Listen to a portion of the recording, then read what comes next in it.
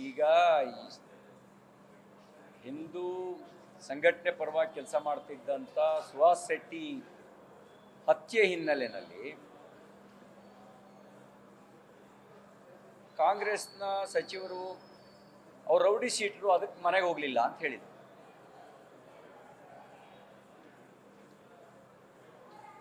ದನಗಳ ಕಬೀರ್ ಹತ್ಯೆ ಆಯಿತು. ಆ ಕಬೀರು ಎನ್ಕೌಂಟ್ರಲ್ಲಿ ಸತ್ತಿದ್ದು.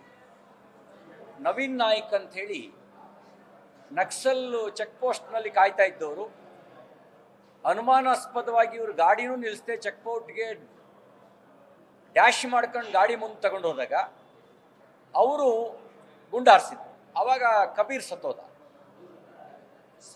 Kabir was most wanted habitual offender. ಹಲವಾರು ಪೊಲೀಸ್ ಠಾಣೆಗಳಲ್ಲಿ ಅವ್ರ ಮೇಲೆ ಮೊಕದ್ದಮೆ ಇತ್ತು. ಕಾಂಗ್ರೆಸ್ನ ಶಾಸಕರು ಮಂತ್ರಿಗಳಾದಿಯಾಗಿ ಅವ್ರ ಮನೆಗೆ ಹೋದರು ಮತ್ತು ದನಗಳ್ಳನಿಗೆ ಅವತ್ತು 10 ಲಕ್ಷ ರೂಪಾಯಿ ಪರಿಹಾರ ಕೊಟ್ಟರು ಸರ್ಕಾರದ ಕಡೆಯಿಂದ, ಹೆಬಿಚುಯಲ್ ಅಫೆಂಡರ್ಗೆ. ಇತ್ತೀಚೆಗೆ 2023 ಏಪ್ರಿಲ್ನಲ್ಲೋ ಮೇ ತಿಂಗಳಲ್ಲೋ ರಾಮನಗರ ಜಿಲ್ಲೆನಲ್ಲಿ ಒಬ್ಬ ಇದ್ರೀಶ್ ಪಾಷಾ ಅನ್ನುವಂಥವನು, ಅವನು ಒಬ್ಬ ದನಗಳ್ಳ, ಹಾರ್ಟ್ ಅಟ್ಯಾಕ್ ಆಗಿ ಸತ್ತೋದ. Post mortem report also it says his death was heart attack. ಅವನು ಆ ಹೃದಯಾಘಾತದಿಂದ ಸತ್ತು 5-6 ಗಂಟೆ ಮೇಲೆ ಒಂದು ದೂರು ಕೊಟ್ಟರು. ಇದಕ್ಕೆ ಪುನೀತ್ ಕೆರೆಹಳ್ಳಿ ತಂಡ ಕಾರಣ ಅಂತ ಪುನೀತ್ ಕೆರೆಹಳ್ಳಿ ಮೇಲೆ 302 ಕೇಸ್ ಬುಕ್ ಮಾಡಿದ್ರು.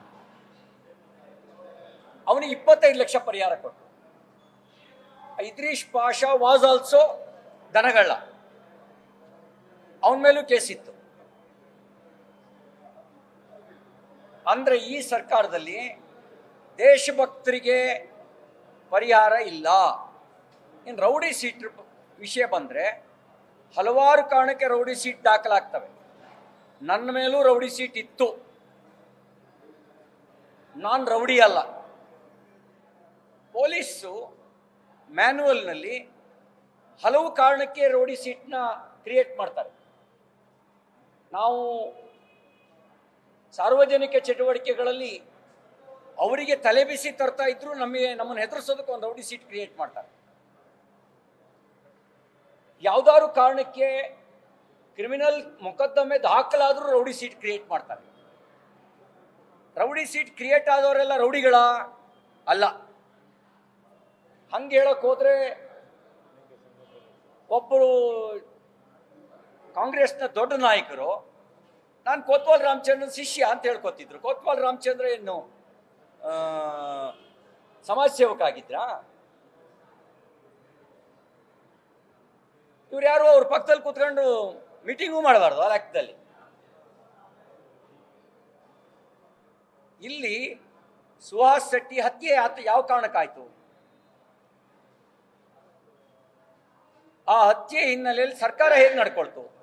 SDPI ಮೊಕದ್ದಮೆಗಳನ್ನೆಲ್ಲ ವಾಪಸ್ ತಗೊಂಡ್ರಲ್ಲ, PFI SDPI ಅವರೆಲ್ಲ ದೇಶಭಕ್ತರು ಅಂತ ವಾಪಸ್ ತಗೊಂಡ್ರ, ಕನ್ನಡ ಪರ ಹೋರಾಟಗಾರರು ಅಂತ ವಾಪಸ್ ತಗೊಂಡ್ರ ಆಯ್ತಾ, ಅಥವಾ ರೈತ ಚಳವಳಿ ಮಾಡಿದ್ರು ಅಂತ ವಾಪಸ್ ತಗೊಂಡ್ರು? ಅವ್ರ ಮೇಲಿದ್ದ ಕೇಸ್ಗಳು ಪೊಲೀಸ್ ಸ್ಟೇಷನ್ಗೆ ಬೆಂಕಿ ಹಾಕಿದ್ದು, ಕೋಮುಗಲಭೆ ನಡೆಸಿದ್ದು, ದೊಂಬಿ ಮಾಡಿದ್ದು, ಇವು ಕೇಸ್ಗಳಿದ್ದಿತ್ತು. ಅಂದ್ರೆ ಅವ್ರ ಕೇಸ್ನ ಕ್ಯಾಬಿನೆಟ್ ಅಲ್ಲಿ ವಾಪಸ್ ತಗೊಳ್ಬೇಕಾದ್ರೆ ದಿನೇಶ್ ಗುಂಡೂರಾವ್ ಅವರಿಗೆ ಮುಜುಗರ ಆಗಲಿಲ್ಲ.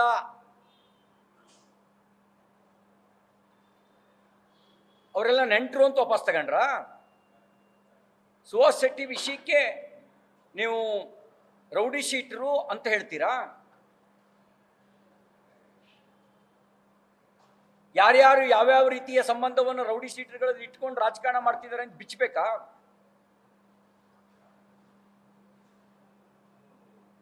ಇನ್ನು ಬಹಳ ವಿಷಯಗಳು ನೋಡಿ. BJP ಸರ್ಕಾರದ ಕಾಲದಲ್ಲಿ ರೌಡಿ ಶೀಟ್ ತೆಗೆದ್ರು ಅಂತ ಹೇಳ್ತಾರೆ. ಭಾಳ ವಿಷಯಗಳು MP MLA ಮಿನಿಸ್ಟ್ರಿಗೆ ಗೊತ್ತೇ ಇರಲ್ಲ. ಪೊಲೀಸು ಪೇಪರಿಗೆ ಹಾಕ್ತಾರೆ ಇವನ್ನ ರೌಡಿ ಶೀಟ್ನ ತೆಗೆದಿದ್ದೀವಿ ಅಂಥೇಳಿ.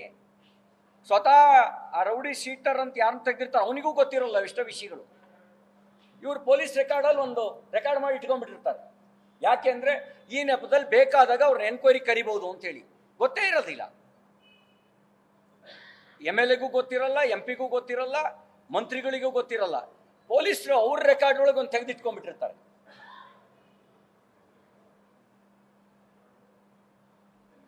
ಸುಹಾಸ್ ಶೆಟ್ಟಿ ಹತ್ಯೆ ಹಿನ್ನೆಲೆಯಲ್ಲಿ ಕೆಲಸ ಮಾಡಿರೋದು ಕಾಂಗ್ರೆಸ್ನ ಓಲೈಕೆ ರಾಜಕಾರಣ, ಕೆಲಸ ಮಾಡಿರೋದು ಕಮ್ಯುನಲ್ ಪೊಲಿಟಿಕ್ಸು. ನೀವು ದನಗಳ್ಳನಿಗೆ ಪರಿಹಾರ ಕೊಡಬೇಕಾದ್ರೆ ತಕ್ಷಣ ಕೊಟ್ರಿ. ಜಮ್ಮು ಕಾಶ್ಮೀರದಲ್ಲಿ ಮಾತ್ರ ಧರ್ಮ ಕೇಳ್ತಾರೆ ಅಂತ ಅನ್ಕೊಂಡಿದ್ವಿ. ಈ ಕಾಂಗ್ರೆಸ್ ಸರ್ಕಾರವು ಹಾಗೆ ನಡ್ಕೊಳ್ತಾ ಇದೆ. ಇದು ಒಂದು ರೀತಿಯ ಕಮ್ಯುನಲ್ ಗೌರ್ಮೆಂಟ್ ಆಗಿದೆ, ಕ್ರಿಮಿನಲ್ಗೆ ಸಪೋರ್ಟ್ ಮಾಡುವ ಗೌರ್ಮೆಂಟ್ ಆಗಿದೆ ಈ ಕಾಂಗ್ರೆಸ್ ಸರ್ಕಾರ. ಇನ್ನೊಂದು, ಸನ್ಮಾನ್ಯ ಜಮೀರ್ ಅಹಮದ್ ಅವರು ನನಗೆ ಪ್ರಧಾನಮಂತ್ರಿ ಅನುಮತಿ ಕೊಟ್ಟರೆ ನಾನು ಬಾಂಬ್ ಕಟ್ಕೊಂಡು ಹೋಗ್ತೀನಿ, ಯುದ್ಧಕ್ಕೂ ತಯಾರಿದ್ದೀನಿ ಅಂತ ಹೇಳಿದ್ದಾರೆ. I like his spirit. ಅವರ ಮಾತುಗಳನ್ನು, ಭಾವನೆಗಳನ್ನು ನಾನು ಪಾಸಿಟಿವ್ ಆಗೇ ತಗೊಳ್ತೀನಿ. ಸ್ವಾಮಿ, ನೀವು ಪಾಕಿಸ್ತಾನ ಮೇಲೆ ಯುದ್ಧ ಮಾಡೋಕ್ಕೆ ನಮ್ಮ ಸೈನಿಕರು ಸಮರ್ಥರಿದ್ದಾರೆ. ಇಲ್ಲಿದ್ದಾರಲ್ಲ ದೇಶದ್ರೋಹಿಗಳು, ವಿಧಾನಸೌಧದೊಳಗೆ ಬಂದು ಪಾಕಿಸ್ತಾನ ಜಿಂದಾಬಾದ್ ಅಂತ ಕೂಗಿದ್ನಲ್ಲ, ಅವನನ್ನು ಹೊಡೆಯಕ್ಕೆ ನಿಮ್ಮಂತವ್ರು ಬೇಕು, ಅವ್ರುಗಳನ್ನು ಹೊಡೆಯಕ್ಕೆ. ಇಲ್ಲಿದ್ದು ಪಾಕಿಸ್ತಾನದ ಕುನ್ನಿಗಳ ಥರ ವರ್ತನೆ ಮಾಡ್ತಾರಲ್ಲ, ಅವರಿಗೆ ಹೊಡೆಯಕ್ಕೆ ಜಮೀರ್ ಅಹಮದ್ ಬೇಕು ನಮಗೆ. ಪಾಕಿಸ್ತಾನ ಮೇಲೆ ಯುದ್ಧ ಮಾಡಕ್ಕೆ ನಮ್ಮ ಸೈನಿಕರ ಸಾಮರ್ಥ್ಯ ಇದೆ. ಇಲ್ಲಿರುವ ದೇಶದ್ರೋಹಿಗಳಿದಾರಲ್ಲ, ಆ ದ್ರೋಹಿಗಳ ವಿರುದ್ಧ ಯುದ್ಧ ಮಾಡಕ್ಕೆ ಬೇಕು. DJ ಹಳ್ಳಿ, KJ ಹಳ್ಳಿಗೆ ಊರಿಗೆ ಬೆಂಕಿ ಹಾಕ್ತವರಿಗೆ ಸಪೋರ್ಟ್ ಮಾಡಿದ್ರಲ್ಲ, ಆ ನಾಯಿಗಳಿಗೆ ಬಡಿಯಕ್ಕೆ ಬೇಕು ಜಮೀರ್ ಅಹಮದ್ ತರದವರು. ಆ ದುರ್ದೈವ ಸಂಗತಿ ಏನು ಅಂದರೆ, ಆ DJ ಹಳ್ಳಿ, KJ ಹಳ್ಳಿ ಕೇಸ್ನಲ್ಲಿ ಜಮೀರ್ ಅಹಮದ್ ಅವರ ಹೆಸರು ಕೇಳಬಂದಿತ್ತು, ಅವ್ರಿಗೆ ಸಪೋರ್ಟ್ ಮಾಡ್ತಿದ್ದಾರೆ ಅಂತ ಇವ್ರ ಹೆಸರು ಕೇಳಬಂದಿತ್ತು. ಇಲ್ಲಿದಾರಲ್ಲ ಪಾಕಿಸ್ತಾನದಿಂದ ಅಕ್ರಮ ನುಸುಳುಕೋರರು, ಇಲ್ಲಿದಾರಲ್ಲ ಬಾಂಗ್ಲಾದೇಶದ ಅಕ್ರಮ ನುಸುಳುಕೋರರು, ಅವ್ರನ್ನ ಹೊರಗಾಕಿ ಸಾಕು. ನೀವು ಅವ್ರನ್ನ ಹೊರಗಾಕಿ ಒಬ್ಬ ಮಂತ್ರಿಯಾಗಿ ಆ ಕೆಲಸ ಮಾಡಿ ನೀವು. ಮತ್ತೆ ಈಗ ಚರ್ಚೆ ಆಗ್ತಾ ಇದೆ ಸಾರ್ವಜನಿಕವಾಗಿ, ಹದೀಸ್ನಲ್ಲಿ, ಆಯಾತ್ನಲ್ಲಿ ಅನ್ಯ ದೇವರುಗಳ ಬಗ್ಗೆ ಇರುವ ದ್ವೇಷದ ಭಾವನೆ, ಅನ್ಯ ಧರ್ಮದ ಬಗ್ಗೆ ಇರುವಂಥ ದ್ವೇಷದ ಭಾವನೆ, ಅದನ್ನು ತೆಗೆದು ಹಾಕಿಸಿ. ನೀವು ಅಲ್ಲೇನು ಮಾಡಲೇಬೇಡಿ, ಅಲ್ಲೇನು ಮಾಡಬೇಡಿ, ನೀವು ಅದನ್ನು ತೆಗೆಸಾಕಿ ಸಾಕು. ಕಾಫಿರ್ ಅಂದರೆ ಯಾರು, ಏನು ಹೇಳುತ್ತೆ ಕುರಾನ್ ಬಗ್ಗೆ, ಅದು ಸ್ವಲ್ಪ ಬೆಳಗ್ಚೆಲ್ಲಿ. ಅಲ್ಲಾಹನನ್ನು ಹೊರತುಪಡಿಸಿ ಉಳಿದ ದೇವರ ಬಗ್ಗೆ ಕುರಾನ್ ಏನು ಹೇಳುತ್ತೆ, ಅದು ಸ್ವಲ್ಪ ಬೆಳಗ್ಚೆಲ್ಲಿ. ಅದನ್ನು ಬದಲಾಯಿಸ್ತಾ ಇದ್ರೆ ದ್ವೇಷ ಹೆಂಗೆ ದೂರ ಆಗುತ್ತೆ? ನೋಡಿ, ನಾನು ಹಿಂದೂ ಧರ್ಮದಲ್ಲಿ ಹುಟ್ಟಿದ್ದೀನಿ. ನನ್ನ ಧರ್ಮ ಹೇಳುತ್ತೆ ದೇವನೊಬ್ಬ ನಾಮ ಹಲವು. ನನಗೆ ಅಲ್ಲ ಹೆಚ್ಚಾಗದೇ ಇಲ್ಲ, ಅಲ್ಲನೂ ದೇವರು ಅಂತ ಒಪ್ಕೊಳ್ತೀನಿ. ಕುರಾನ್ ಅದನ್ನು ಹೇಳುತ್ತಾ ದೇವನೊಬ್ಬ ನಾಮ ಹಲವು ಅಂತೇಳಿ? ಉಳಿದ ದೇವರ ಬಗ್ಗೆ ಸಹಿಷ್ಣುತೆ ಇದೆಯಾ? ಸಮಭಾವ ಇದೆಯಾ? ಆ ಸಮಭಾವ ತಂದುಬಿಟ್ರೆ ಬರೀ ಭಾರತದಲ್ಲ, ಜಗತ್ತಿನಲ್ಲೇ ಭಯೋತ್ಪಾದನೆ ಕೊನೆ ಆಗುತ್ತೆ. ನಿಮಗೆ ನಿಜವಾಗ್ಲೂ ಭಯೋತ್ಪಾದನೆ ದೂರ ಆಗಬೇಕು ಅಂತಿದ್ರೆ ಮತೀಯ ದ್ವೇಷ, ಧರ್ಮದ್ವೇಷ ಇರುವಂಥದನ್ನ ದೂರ ಮಾಡೋದಕ್ಕೆ ಧ್ವನಿ ಎತ್ತಿ. ಆಗ ನೀವು ನಿಜವಾದ ಮಾನವತಾವಾದಿ ಆಗ್ತೀರಿ. ಧರ್ಮದ್ವೇಷವನ್ನ ಮದ್ರಸಾಗಳಲ್ಲಿ ಕಲಿಸ್ಕೊಡ್ತಾ ನಾವು ಭಯೋತ್ಪಾದಕರು ವಿರುದ್ಧ ಹೋರಾಟ ಮಾಡ್ತೀವಿ ಅಂತ ಹೇಳಿದ್ರೆ, ಭಯೋತ್ಪಾದಕರು ತಯಾರೆಲ್ಲಾಗ್ತಾ ಇದ್ದಾರೆ? ಯಾರು ತಯಾರು ಮಾಡ್ತಿದ್ದಾರೆ? ಯಾತಕ್ಕಾಗಿ ತಯಾರು ಮಾಡ್ತಿದ್ದಾರೆ? What is the meaning of jihad? ಜೆಹಾದ್ ಅರ್ಥ ಏನು? ಯಾರ ವಿರುದ್ಧ ಜೆಹಾದ್?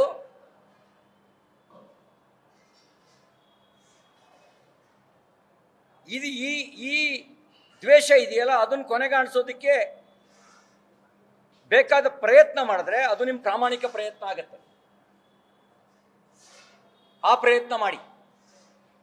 ಹೊರಗಾಕಿ ಇಲ್ಲಿರುವ ಪಾಕಿಸ್ತಾನದವ್ರನ್ನ, ಬಾಂಗ್ಲಾದೇಶದವ್ರನ್ನ, ಅದು ನಿಮ್ಮ ಸರ್ಕಾರದ ಕರ್ತವ್ಯ.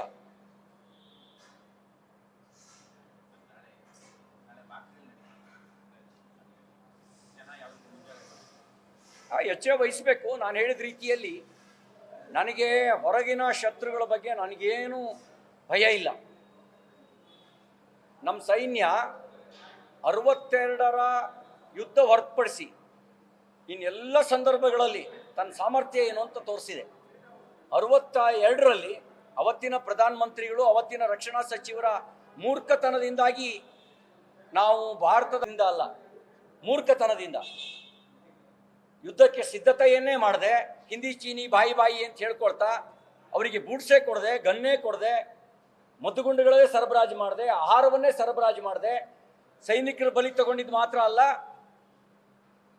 48,000 ಚದರ ಮೈಲಿ ಜಾಗವನ್ನು ಚೈನಾಕ್ಕೆ ಕಬ್ಜಾ ಮಾಡ್ಕೊಳ್ಳೋಕೆ ಬಿಟ್ಕೊಟ್ಬಿಟ್ರು. ಅದು ಬಿಟ್ಟರೆ 48ರ ಯುದ್ಧ, 65ರ ಯುದ್ಧ, 71ರ ಯುದ್ಧ, ಈ ಕಾರ್ಗಿಲ್ ಯುದ್ಧ, ಈ ಎಲ್ಲ ಸಂದರ್ಭಗಳಲ್ಲಿ ಸೈನ್ಯ ತನ್ನ ಸಾಮರ್ಥ್ಯ ಏನು ಅಂತ ತೋರಿಸಿದೆ. ಆದರೆ ಅಪಾಯ ಇರೋದು ಒಳಗಿನ ದ್ರೋಹಿಗಳು. ಆ ಒಳಗಿನ ದ್ರೋಹಿಗಳ ಬಗ್ಗೆ ಕಟ್ಟೆಚ್ಚರ ವಹಿಸಬೇಕು. ಮಾಕ್ ಡ್ರಿಲ್ಲು ಒಳಗಿನ ದ್ರೋಹಿಗಳ ಚಲನವಲನ ಬಗ್ಗೆ ಗಮನ ಹರಿಸಿ ಸಂಶಯಾಸ್ಪದವಾಗಿ ನಡ್ಕೊಳ್ತಕ್ಕಂಥ ದೇಶದ್ರೋಹದ ಚಟುವಟಿಕೆಗಳಲ್ಲಿ ಭಾಗಿಯಾಗ್ತಕ್ಕಂಥವರ ಬಗ್ಗೆ ಎಚ್ಚರ ವಹಿಸಿ ಮಾಹಿತಿ ಕೊಡುವ ರೀತಿಯಲ್ಲಿ ನಾಗರಿಕರನ್ನು ಸಿದ್ಧಪಡಿಸಬೇಕಾದ ಅವಶ್ಯಕತೆ ಇದೆ. ಇದೇ ಸಂದರ್ಭದಲ್ಲಿ ಭಾಷೆ ಹೆಸರಿನಲ್ಲಿ, ಜಾತಿಯ ಹೆಸರಿನಲ್ಲಿ ಜಗಳ ಹಚ್ಚುವ ದ್ರೋಹಿಗಳ ವಿರುದ್ಧ ಎಚ್ಚರ ವಹಿಸಬೇಕಾದ ಅವಶ್ಯಕತೆ ಇದೆ. ಹಾಗೆ ಎಚ್ಚರ ವಹಿಸಿದರೆ ನಮ್ಮ ಸೈನಿಕರು ಈ ಯುದ್ಧವನ್ನು ಗೆದ್ದುಕೊಡ್ತಾರೆ.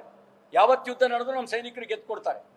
ಸೋತ್ರೆ ಈ ದ್ರೋಹಿಗಳು ಕಾರಣ ಆಗ್ತಾರೆ. ಹಾಗಾಗಿ ದ್ರೋಹಿಗಳನ್ನು ಮಟ್ಟ ಹಾಕಿದರೆ 100ಕ್ಕೆ 100 ವಿಜಯ ನಿಶ್ಚಿತ.